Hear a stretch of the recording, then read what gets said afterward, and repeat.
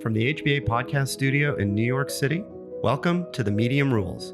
I'm Alan Baldishin. Google becomes really the behemoth in online advertising. We effectively became the anti-Google. We became the platform that companies would choose when they cared about ownership of their data, when they cared about transparency, when they cared about take rates. Where do you think opportunities are going to come from in the digital ad business? We've entered a new phase of competition in the digital ad business. I'm delighted to welcome Michael Rubenstein to the HBA podcast studio. Michael is the president of AppNexus, which operates the leading online marketplace for buying and selling digital ads.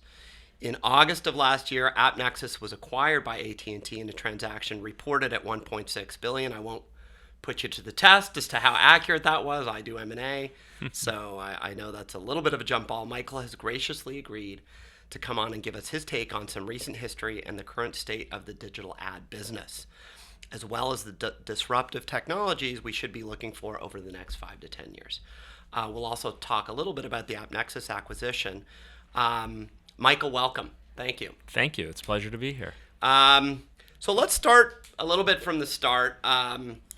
You are from Toronto, like me. Yes. And I feel proudly like I should rename this the Toronto Expat in New York in Tech podcast, because that seems to be what it's becoming. You went to McGill, I went to Queens. We won't go there, but a little rivalry. But you were working in ad tech in Toronto.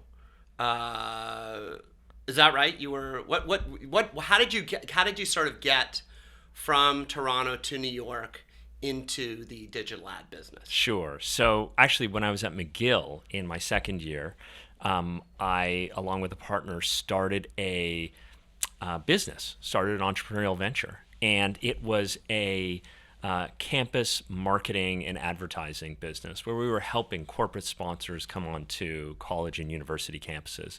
And during my time at McGill, we did that business every year, and it grew, and we were working on college and university campuses all around Canada and the United States. And so it was a real learning experience and put enough money in my pocket to be able to afford my college lifestyle and road trips and things like that. But it was my first introduction to entrepreneurship, but also to marketing and advertising. Right. And so when I graduated in the late 90s or mid 90s, the internet was just starting to take off, the consumer internet. Mm-hmm. And I just felt like it was incredibly cool and something that I wanted to get involved in. And I found this company in Toronto. I moved back to Toronto after McGill. And I found this company in Toronto, small company. I think they had 11 employees or so. One of my cousins was in the finance department. And they were pioneering a new technology to allow people to do email marketing. Was this Flow?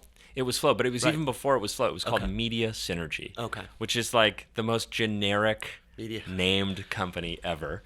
And I joined Media Synergy as the company's first account manager, basically.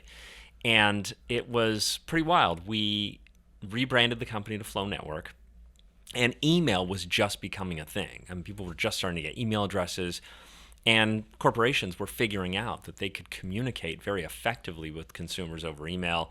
And catalogers were figuring that, hey, why am I going to spend $2 on a piece of mail when I could spend a penny to send an email? And email marketing began to take off, permission-based email marketing, and we were the leader in that field. So it was actually one of, if not the only example of a successful .com 1.0 era company in Canada. There weren't too many of those, as you know. Yeah. But we became successful, and ultimately DoubleClick bought the company in 2000 or 2001.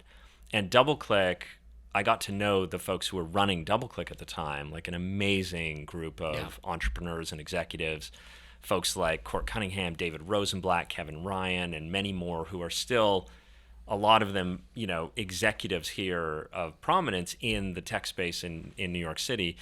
And we hit it off, and I ended up moving to New York and my career in so whereas Flow Network's more marketing technology, DoubleClick was an early leader in the online advertising space, and so that was sort of my introduction to online advertising. Okay. What happened to Flow within DoubleClick? Did they continue that email marketing business, or did they how did that evolve? Yeah, they did. They rebranded it Dart Mail. All of DoubleClick's products at the time were Dart for this, Dart for that. Okay. So it was like Dart for publishers, so forth. So they rebranded it Dart Mail. And, it was an industry-leading ESP, email service provider, until DoubleClick, which had been a public company and had a huge IPO in Web 1.0, had a terrible fall after that and had a painful existence as a public company in the early 2000s. And ultimately in 2004, we sold the company to a private equity firm, Hellman and Friedman, which turned out to be an amazing thing for the company. But as part of that transaction, H&F broke apart a lot of the divisions and sold them to other businesses. The interesting thing to sort of like follow the thread through is ultimately what had been Flow Network, then Dart Mail, ended up as part of Epsilon. And Epsilon, just in the last couple of months, was sold to Publicis for $4.4 billion. So there was a lot of that Toronto early Web 1.0 DNA in a really noteworthy large transaction recently as well. So following the DoubleClick thread through, what role did you take on sort of at DoubleClick? How did your career there evolve sort of up through the acquisition of DoubleClick by Google in 2007, which I want to talk about? But so in that period, it's a great question. So when I moved to New York, I joined DoubleClick as an account manager, basically. And I think one of the things that became evident in the year or two afterwards was I was really good at building big strategic client relationships for the company. And I think it was in 2003, I was still working on that email product, and I went to Virginia, which was where AOL was based, and was able to convince AOL to deprecate, I think it was 11 different email systems around the company and centralize everything on the DoubleClick email platform, which at the time was a huge deal for us. I mean, far, far bigger than anything we had done to date. And even though AOL was probably starting to get right past its peak, it was still huge. It was a massive company, maybe analogous to Facebook today or something like that. And it was a huge deal for the company. And then after that, a year later, I was able to convince them to also deprecate their homegrown ad serving systems and to use DoubleClick as the advertising platform for all of AOL. On the supply side, obviously, at that time. Yeah. They had, AOL was all very proprietary technology. It wasn't designed to interoperate with the open web, and it didn't work very easily with technology that agencies and other media buyers were standardizing on. So it was being held back by its closed system. Yeah. Okay. And at the time, they were managing a transition from being primarily a subscription-based product to more of an advertising-based business. Ultimately, they did make that transition, but it didn't work out very well for them for a variety of reasons. Yeah. So it was a seminal moment for DoubleClick and for AOL. For DoubleClick, because after the sale to H&F, we were really trying to find, or really in the lead up to the sale to H&F, we were trying to find our footing. It had been a number of years of just sort of getting beat up. And I think the AOL deal helped us to find the floor and almost find your identity. Yeah. So you managed that process, and then, as I understand it, you were instrumental in developing what became the first ad exchange. Can you talk about that at DoubleClick? Yeah. So up until that point, just given what I'd done at DoubleClick, I was sort of known as AOL Ruby. Okay. I remember someone stopped me on the street. Is anyone still calling you that? I was with my wife recently, and we were on 8th Avenue, and I saw an old colleague, and he said to his wife, "Hey, that's AOL Ruby." That's amazing. And she said, "Can you explain that to me?" Right. So, but I went at the same time that I'd been doing those deals with AOL and getting on the radar of the company's senior management and board. I also was in business school. I did the executive program at Columbia Business School. It was a really cool experience, sort of being in school and in the workplace at the same time. And I had decided that I wanted to pursue an entrepreneurial ambition. And I went to talk to the person who was the CEO after the H&F transaction, David Rosenblatt, who's an incredible executive and a mentor.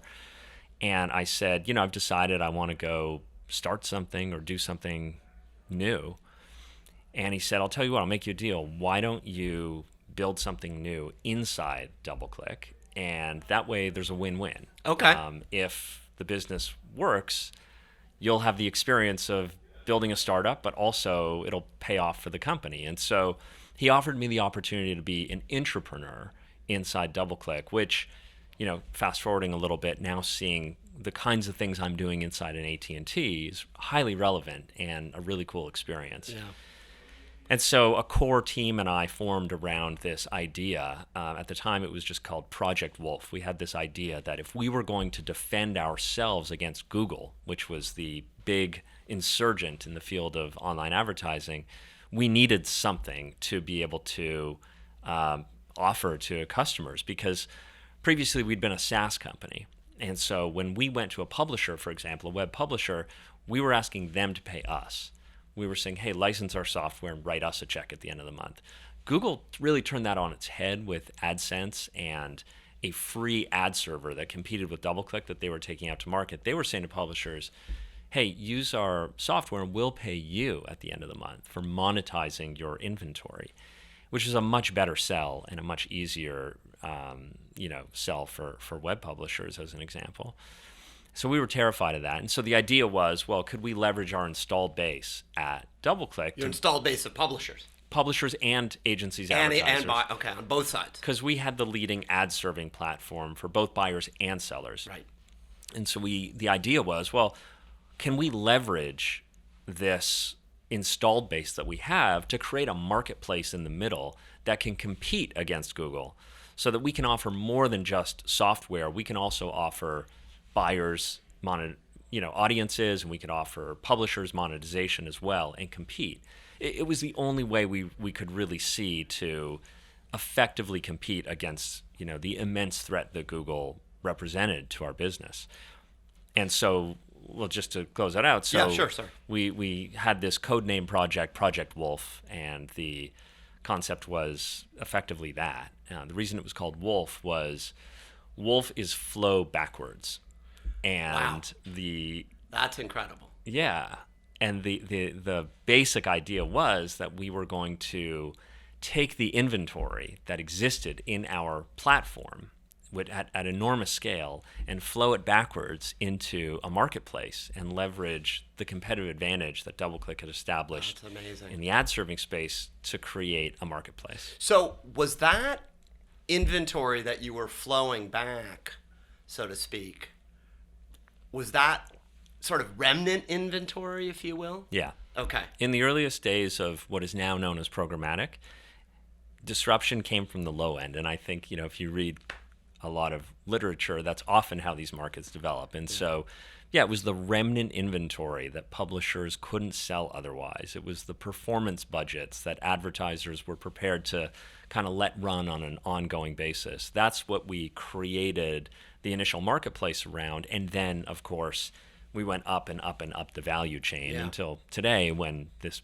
trend of programmatic advertising is, kind of eaten the entire world of advertising. Yeah. So good opportunity to sort of put a pause and maybe have you just explain programmatic, what we mean by that. I think many people will know, but certainly many people listening and watching will not. Sure. So maybe take a crack at that. So if you looked at digital advertising in the early 2000s, it actually was, it looked a lot like the process of buying or selling magazine advertising or television advertising or newspaper advertising, just ported to online, where effectively what DoubleClick had created was the leading software platform for reserving and forecasting available ad space.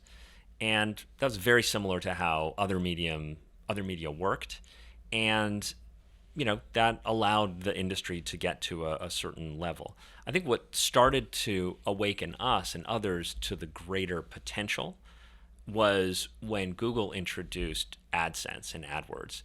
AdWords was the first key. It was a bidded marketplace, an auction marketplace for keywords in Google's case, and everyone saw the enormous scale that Google was attaining through creating a more automated marketplace where people could leverage data and leverage the enormous scale that existed in a large-scale internet platform to be able to create more automated, more always-on, more performance-driven media, a marketplace model for the advertising space. Dynamic. Yeah. And so Google had done that successfully, but really just in the text-based advertising, keyword-driven advertising space. What we had the opportunity to do at DoubleClick was to do that, but for graphical advertising, sight, sound, motion advertising on the internet. And so that effectively was the idea. Banners, principally, at the time. At the time, banners. Today, again, not to fast forward too much, but if you look at what we're doing at AT&T, it's taking those same principles and applying them to connected television, for an example. So it's really gone far beyond where it was initially incubated. All built around this initial disruptive concept of auction, buyers and sellers in a marketplace bidding. Yeah, not necessarily bidding, but applying, it could be bidding, or applying automation, applying data, and applying, algorithms and real-time information to be able to optimize on an always-on basis the media buying and selling happening in a digital environment. Maybe you could unpack that concept, because while I understand that, I'm not sure I totally understand that, and so that distinction, when we talk about programmatic, we're not talking about and we talk about an ad exchange, we're not talking about the floor of the New York Stock Exchange where it's like people yelling numbers out and finding the highest price that way. When we talk about programmatic, how are those transactions? What's the sort of the flow of those transactions? How is the optimizing done? What are the algorithms trying to do? Are they trying to find sort of the highest yield for the publisher and the best analytics for the buyer and matching those? And how does that work? Yeah. Well, of course, even the New York Stock Exchange, I'm sure as you well know, is a relic today, and most of the trading volume is algorithmically driven, high-frequency trading. Yeah. And the world of digital advertising is no different. For a advertiser, there are billions of available ad impressions every day that you can purchase around the world. So there's many, many opportunities to get your message in front of consumers. What programmatic allows you to do is use data, whether it's your own data or intelligence or that belonging to others, and analytics, to be able to make decisions in real time about what messages to show to which consumers across which devices. And as more and more of the advertising world becomes digitally delivered, even as we walk down the street in New York today, and this is just recent development, the billboards are electronically delivered, and you have electronically delivered messages when you're, watching Hulu on your, mobile device. Yep. So it presents more and more opportunities for brands to be able to use these techniques to deliver greater relevance and achieve greater results from advertising. And for the sellers of advertising, it allows them to manage the yield of their advertising business much more dynamically. So they can determine in real time, maybe they want to set price floors different in a particular geo or a particular time of day, as an example, or across different, different media. They have display ads, they have, video ads, they have different ads that they're able to surface to buyers. And so all of this is where requires intermediation by a very sophisticated technology platform and set of technology capabilities.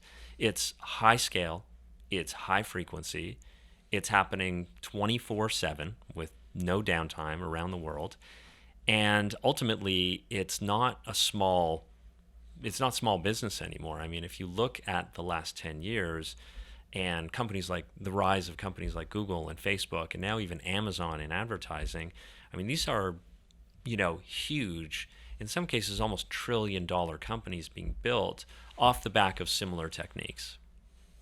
Going back to the moment in time where you guys had established your footing with DoubleClick and you're looking to compete with Google, you then get into, and I don't know how involved you were, but I'd love you to sort of reflect on this period of time. DoubleClick gets into, in effect, a bidding war between Google and Microsoft. Ultimately gets acquired by Google, its main competitor, I guess, and absorbed by Google, and we'll talk about that story. Well, I guess part of that story is then Google becomes really the behemoth in online advertising, controlling buyers and sellers. Some would say acting monopolistically. Others would not, but but becomes really the dominant force. Arguably, DoubleClick gets Google gets a bargain with DoubleClick because it accounts for now so much of Google's revenue. What was going on inside DoubleClick at that time in terms of Google, Microsoft, and potentially even staying independent? Mm-hmm. Well, I think a lot of it goes back to the exchange. So we did launch, as we talked about before, DoubleClick Ad Exchange out of that project that we launched, Project Wolf. And I think there started to be a recognition among large companies who had aspirations to be forces in the internet that they needed an advertising play, and that Google was likely to disrupt their businesses as well if they didn't act. And so there was something in the air where the major players really, at the time, really started to gain that recognition all around the same time. So folks like AOL, Yahoo, Microsoft really awakened to that. Around that same time, as I mentioned, we were owned by H&F, so we were a private equity-owned firm, and I think they decided to run a market check. I mean, They knew that at some point they were going to sell the asset, and I think what they were able to figure out through an initial check was that there was a high level of interest, and in particular, people really were grabbing onto this exchange marketplace concept that, hey, could we leverage our assets at even greater scale to build a marketplace in display ads or something like that that could compete with what Google has built? And so there was interest. And very quickly, to your point, the price of DoubleClick got bid up. And ultimately, Google stepped in. I mean, every one of those companies, as I mentioned, was a bidder. Was involved. Yeah. Okay. And it got intensely competitive. And ultimately, Google came in and just took it off the table. And I'm reasonably confident that had they not, it would have continued to get bid up. Mm-hmm. And the next month or two after that was a pretty wild period where not only did DoubleClick get purchased for $3.2 billion, less than 2 years after selling that core advertising part of the business for probably around $1 billion. And I think Google had passed, by the way, on purchasing it that round. Back when H&M bought it. H&F, okay. Yeah. I'm sorry, H&F. Not only did DoubleClick go, but then the bidders who had not won in that auction went and bought competing ad tech companies as well. So Yahoo bought Right Media. Yahoo bought Right Media, which was great New York City exit, and relevant for me later on. Right, because those guys ended up starting AppNexus. Exactly. Yeah. And Quantive, which had been the number 2 company behind us at DoubleClick in ad tech, ended up selling for twice our price because Microsoft had to have it. And they ended up ultimately writing down the entire value of that company. But things like that were happening in the month or two after the DoubleClick sale. It was like this entire sector, which had been frowned on a few years earlier and then sleepy, all of a sudden became red hot. All these companies were acquired for record prices. And then what followed afterwards was, we were at Google and charged with helping to extend their, lead in digital advertising. But then the other thing that happened was venture capitalists woke up to the potential of digital advertising and poured an enormous amount of money into the space after those exits in the next few years after that. And those two forces, I would say, have dictated a lot of what's happened in digital advertising in the decade or so since. So do you think DoubleClick would have survived and prospered as an independent company had it said, if these guys are willing to pay me $3.x million right now when we've sort of barely gotten started and we see this massive market opportunity, why don't we, putting aside H&F's goal to have a private equity timeline and exit an IRR, had it been founder-led and the founder said, nope, I'm just going to stick with what I'm doing. I think this can be a $50 billion company. How do you think DoubleClick would have fared as an independent company had that, as I say, that counterfactual sort of taken place? I think we would have fared pretty well because I don't think Google understood how little at the time they really understood about advertising outside of search advertising.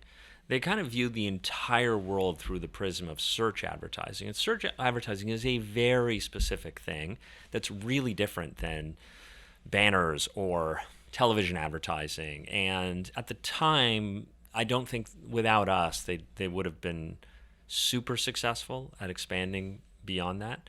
But I think it would have been a competitive space, and we would have been under a lot of competitive pressure, both from independents and from new entrants like Google trying to get into the business. But we had a really good company. I mean, DoubleClick was a strong independent business and a growing company when we sold it to Google. So now let's sort of the next phase of your career. As we mentioned, a couple of the guys from Right Media start AppNexus. They recruit you over. What was attractive to you about AppNexus at that time? Was it its independence? Was it you were just going all in on the ad exchange, programmatic? What? Tell me a little bit about that decision, or was it sort of a flyer? I just like being in startups. I don't like this, big company at that time. Yeah, I spent a little less than 2 years with Google after the transaction, and my job there was to re-commercialize the ad exchange as a Google product. And that ended up becoming a huge home run for Google, a multi-billion dollar business. I mean, it's many people don't. I mean, this is a huge part of their business now. It's massive. And I think was the thing that took that. I mentioned that like early energy that companies like DoubleClick and Right Media had around what became known as programmatic advertising. To me, when we launched Google's DoubleClick ad exchange, that was the moment that the entire thing went mainstream. Yeah. And ultimately now became sort of the way forward for buying and selling ads. I think that for me, I really enjoyed my time at Google. I learned a lot. But I felt from pretty early on that it wasn't the place where I was going to grow the next phase of my career. I think there were a few things that just, made me feel that way. I mean, one is Google was, and I think to some extent still is, a very engineering-centric company, where if you're not an engineer, at the time you couldn't even be a product manager. And so Larry and Sergey and Eric, who were running the company all out of Mountain View, really, I felt like engineers were the ones who were getting the best career opportunities inside Google. Number two was, I spent a lot of time in Mountain View and, the other locations during my tenure with Google. And even though it's, beautiful part of the world and a great place, I always felt a strong draw to come back to New York. And that was interesting because at that time I hadn't lived in New York that long. I probably only lived in New York. Gets its hooks in you. Yeah. Yeah. I've had the same experience. Yeah. Yeah, I'd really missed like that energy. And I remember one day I'd spent a week in California. I came back to New York and I was walking down the street in New York on a beautiful spring day. And it was one of those days where you could just feel the energy in the air and just like this incredibly pulsing, diverse, stimulating the senses. Exactly.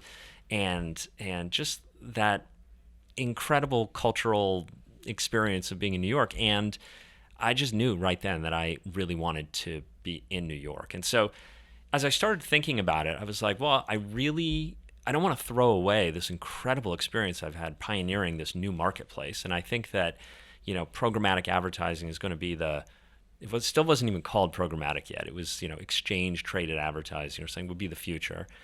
So I'd love to do something that sort of builds on this experience that I have. And I also knew that I wanted to do something in and around New York. And I wanted to do something entrepreneurial, and I always love and always have loved partnering with really talented, world-class people in an environment where a non-engineer could thrive. I started to sort of just almost in the back of my mind developing like criteria for what would be interesting to me. And then I think it was April 2009, two people almost in the same week introduced me to Brian O'Kelly. And Brian and I had been competitors because I was DoubleClick Ad Exchange and he was Right Media. So we were pursuing similar, programmatic 1.0 aspirations.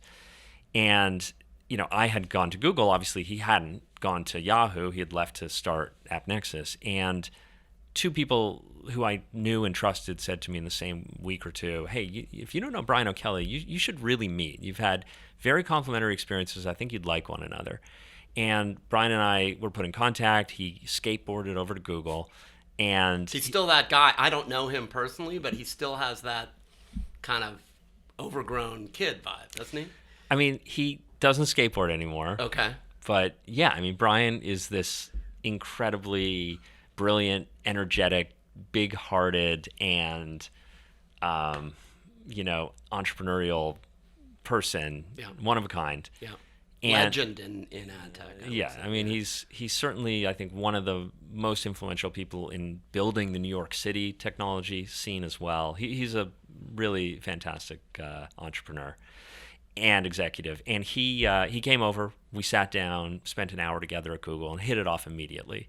We're nothing alike in some respects. I'm much more like buttoned up and polished, and he's much more of that raw energy, and he had the skateboard and the flip-flops and all that sort of stuff. But we really hit it off and liked each other a lot, understood that we would each be better by virtue of collaborating with one another and so forth. And so over the ensuing months, we spent a lot of time together, got to know each other pretty well.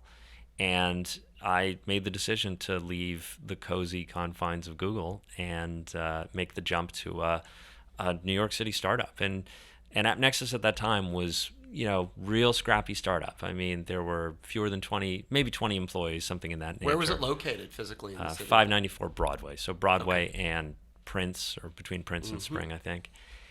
In, one of these buildings where there's just, a million startups. And we looked at space in that building, believe it or not, way back then. Yep, we did. For whatever reason, we didn't take it, but at that time I was like, we should be here. Yeah. But anyhow, the energy in that office was sort of was HuffPo, was Ken Lair in there? Is that? I don't remember if they were in there. Okay. There were a lot of companies that ended up spinning out, and like everyone was in one room and rickety chairs, and I remember going from my comfortable Chilean sea bass lunch at Google in the cafeteria to, the bag of peanuts in the kitchen at AppNexus. Like it was really, really, it was thrilling though. The energy, the passion, the talent, very young, but that entrepreneurial energy was so palpable in that room. It just got me so excited and made me want to be a part of it. What was the vision that you guys talked about for AppNexus? Like, where did you see it fitting in ultimately? Yeah, the vision has really not changed that much over the years. The idea was programmatic, or what has become known as programmatic advertising, is going to be the future. Applying data, applying automation, applying technology, contemporary technology to advertising is going to be the future of how this business runs. And the internet, in order to be able to fully capitalize on this, is going to need a technology platform that can connect buyers and sellers at in very, very sophisticated ways. And the principles of it were that it would be highly transparent, highly cost efficient, and really, really effective at creating a marketplace basically between buyers and sellers. And that still is the vision today. I mean, the company has evolved so much over the years, but if you look at who we are and what we do today, we're still that, innovative, transparent technology platform that ultimately is trying to empower the principals in the advertising transaction, the publishers and the brands, the creators, to capture the spoils of internet advertising. And it's a fundamentally different vision than that advanced by a Google or a Facebook. Those narratives, their narratives, have definitely won the last decade. The narrative of, the walled garden. Yeah. And, obviously, in those instances, those companies are the ones who are capturing by far the benefit of what's happening online. They're shareholders, basically. Yeah. And the advertisers and the publishers are effectively feeding the machine. Yeah. And we just felt like that's not the model that we want to represent. We think that there's a far better way to do this. And that platform approach is the approach that has guided the company ever since. So in terms of thinking about, at that time, competing with Google, was it based on, what I'm hearing, I think, is it was based on technology, but also based on openness? Yeah. Not being the closed system that Google was and still is. Yeah, I don't think we... Yeah, absolutely. Yeah. I don't think we knew when we first got going the extent to which we would be competitive with Google. I mean, I think we always knew there would be some competition. But in the earliest days, actually, I thought that Google... maybe Brian looked at it different. I'm not sure, but I thought that Google would be a supplier, that they would be the New York Stock Exchange or something like that, and we were going to build this business on top of it. But it became evident pretty soon that wasn't going to work. They started buying companies, including competitors of ours, and it became clear that they were going to go for a vertical integration approach where they would own the entire supply chain and extract all the profit out of it. And I understand why. I mean, I saw this firsthand at Google. When you're the size that they are at, you can't extract small rents from a market and grow your market cap. You need big multi-billion-dollar revenue streams constantly. And I think that as a startup, we didn't need to take that approach, right? We could live off small transaction fees. But, once it became clear that Google was going to go for the whole enchilada, then I think the die was cast. And ultimately, the thing that probably really sealed the fact that we would be competitors with Google was, ultimately Microsoft came in 2011 and made a sizable investment in our startup. They invested $50 million at the time, which was a lot of money in 2011 New York City tech world, especially for a 50-person startup. And they outsourced their own programmatic advertising business to us. And when the biggest software company in the world outsources something like that to you, and at the time there was also a lot of friction between Google and Microsoft, I think Google saw that as a competitive move. They actually cut us off from access to DoubleClick Ad Exchange, which was a major, major problem for us. That happened over Thanksgiving 2011. In response to the Microsoft investment. Yeah, and it threw our business into temporary chaos. And I mean, probably half of our revenue at the time of our fledgling startup, beautiful fledgling startup, was based off of buying ads from Google. And so I think, ultimately we ended up sort of negotiating a cold peace there. But, things like that ultimately just sort of committed us and them, I think, further down our respective paths. And, we effectively became the anti-Google. We became the platform that companies would choose when they cared about ownership of their data, when they cared about transparency, when they cared about take rates and margins and keeping the economic benefits for themselves and maintaining control over their own businesses. And that wasn't for everyone, but there was a portion, and continues to be a sizable portion, and probably a growing portion of the market that does care about that. And that was our customer base. Well, interesting. There's been this back and forth between Google and its publishing community with respect to pricing and transparency and their sort of right of first refusal, their unified pricing, header bidding. How do you see that playing out, particularly now that AppNexus is an AT&T company? Are there going to be outlets and alternatives for publishers who want that alternative going forward? Yeah, absolutely. I mean, with you guys? Yeah. Okay. Yeah. I mean, one of the reasons that we decided to sell the company to AT&T was because, again, we survived and thrived in an era of unprecedented growth and market concentration. I mean, remember back in 2009 or 2007, 2009, when we were getting going with this, the iPhone hadn't yet been launched. We didn't think of Google and Facebook and Amazon as the dominant market forces that we do today. And, under what has effectively become this era of like unbelievable market growth and concentration in these companies, we built a successful company. But I think the thing we recognized was that if we were really going to take it to the next level, we needed more. We needed more assets. We needed more partners. We needed more capital. We needed more of everything to be able to play on a bigger stage. And that led us to the conversation, the strategic conversation about what to do next, what to do with the company. And the answer wasn't, hey, let's sell it. The answer was, let's explore a series of options, each of which would have the outcome of giving us more. And so maybe that means we raise an additional round of capital or deepen a partnership with a strategic. Maybe that means we take the company public, or maybe it means if the circumstances are right, we sell it. And we embarked on a process to kind of go down those paths simultaneously.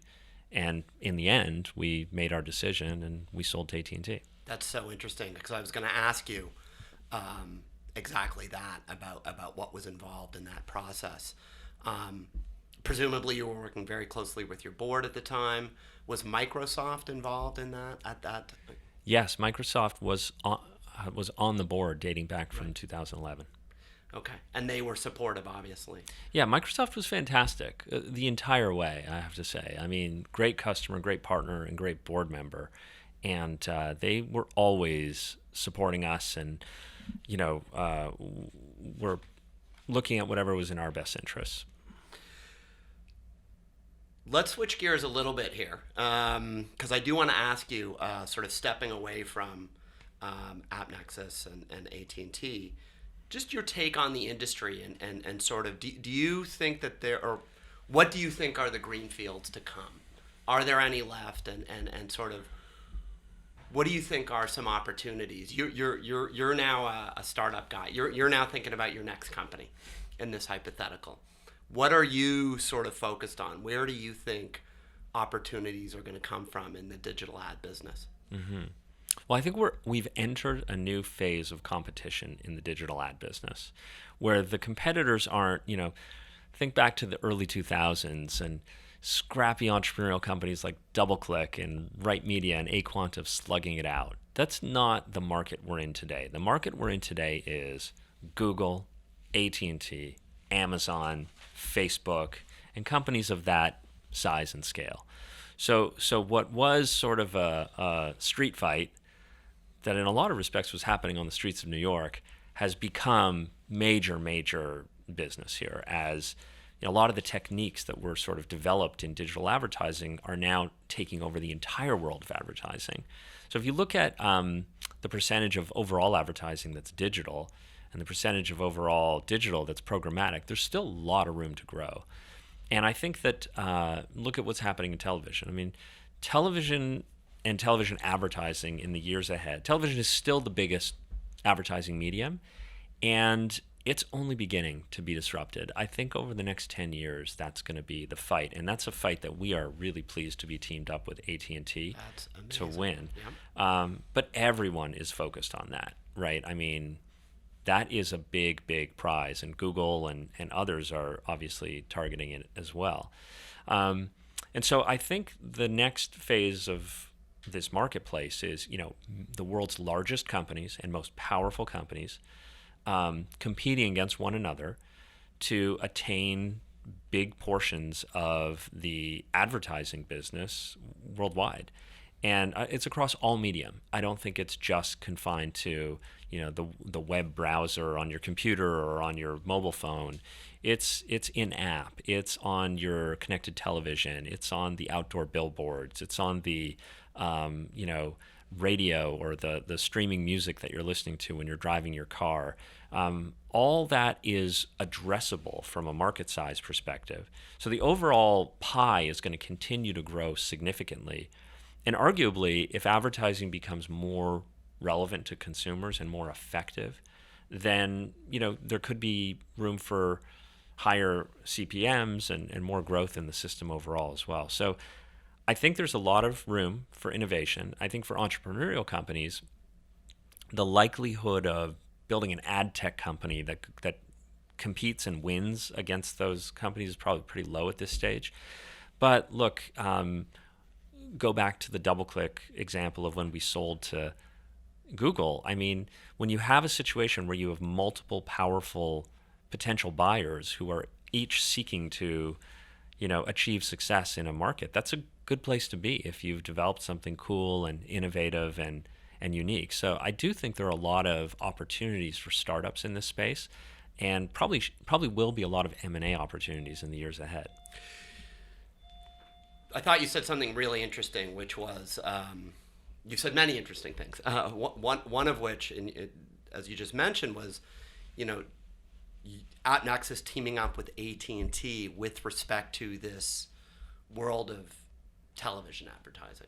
Is that a function of AT&T fiber optics and AT&T in-home? What's that, and then how does that play out with Verizon, the cable companies, and what assets are people sort of stockpiling for that next 5 years of market share and rents? If you look at the transformation that AT&T is undergoing right now, it's quite stunning.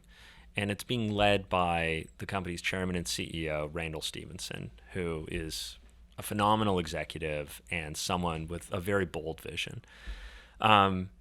Effectively, he has made enormous bets to transform a legacy telecommunications company into what he calls the modern media company. And that's what's guided a lot of the moves that have been made at AT&T. For example, the acquisition of Time Warner, an enormous transaction, bringing in-house assets like HBO, Warner Brothers, CNN, and many more. It's about content and it's about media. And you can't be, I don't think, the modern media company without being really expert in advertising and without that being like a real core competency. So it wasn't too much of a surprise when 2 weeks after the Time Warner transaction finally closed, the acquisition of AppNexus was announced. And so the common thread behind all of those moves is AT&T has enormous content assets in the premium video, premium content, news, sports, things like that. And we are going to leverage the assets of AT&T, be that the content assets, the data assets, the direct-to-consumer, the 170 million direct-to-consumer connections, the partnerships and relationships that the company maintains worldwide, and obviously our technology platform and relationships as well. We're going to leverage all of that to create a premium advertising marketplace and platform, not exclusively designed to disrupt the television video advertising space, but definitely like that will feature very, very prominently in what we're doing.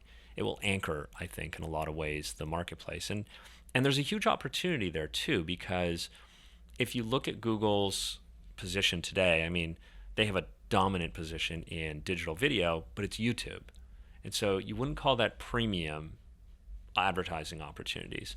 And the same with Facebook. They have a huge business as well, but again, it's not really premium.